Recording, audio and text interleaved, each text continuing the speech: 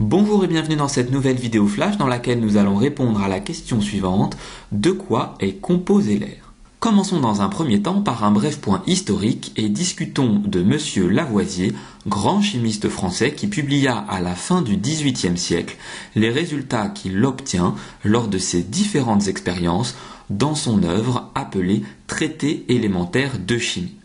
Il y mentionne notamment la composition de l'air qu'il a découvert. Selon lui, l'air est composé majoritairement d'un premier gaz, qu'il appelle diazote, et d'un second gaz, appelé dioxygène. Seulement voilà, depuis le milieu du XXe siècle, des analyses précises et admises par la communauté scientifique indiquent que l'air contient 78,1% de diazote.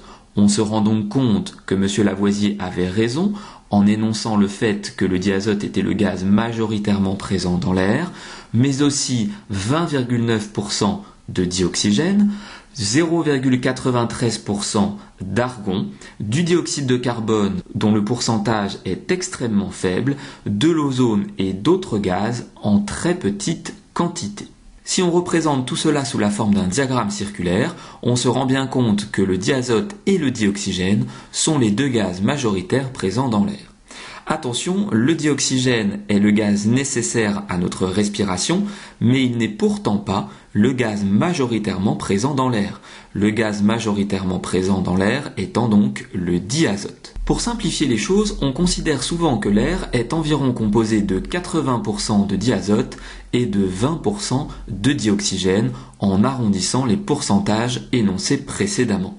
En effet, on oublie souvent les autres gaz qui sont en quantité tellement infime qu'on peut les négliger. Cette vidéo flash sur la composition de l'air est maintenant terminée, j'espère qu'elle a été claire. N'hésitez pas à vous abonner à ma chaîne YouTube et je vous dis à très bientôt pour de nouvelles vidéos.